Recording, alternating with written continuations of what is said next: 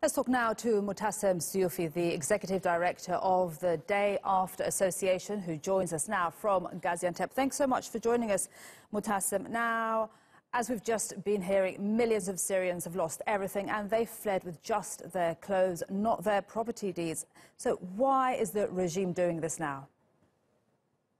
Well, to understand this, we have to go back to the early days of the revolution, when Bashar al-Assad came up with a theory that, first of all, he calls every opposition member as a terrorist, and he classified certain areas of the country as incubators for terrorism. So basically, he is looking, and his regime are looking to certain areas as hubs of potential activities against the regime.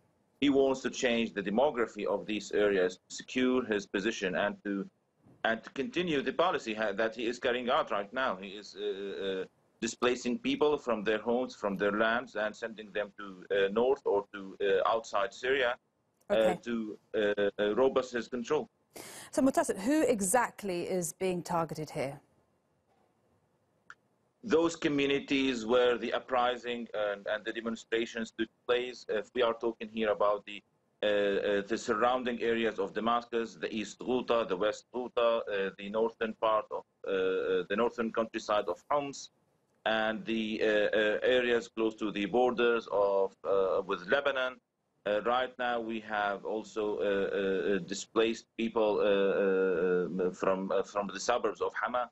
So all these communities, all these places where demonstrations and activities against the regime during the revolution And where will they go, Mutasem? Where will all these millions of people go?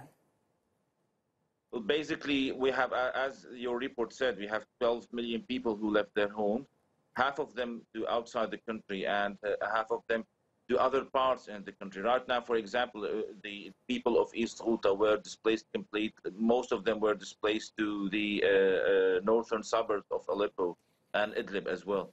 Okay. Mutasem, thanks so much for speaking to us on TRT. That was Mutasem Syoufi, the Executive Director of the Day After Association in Gaziantep.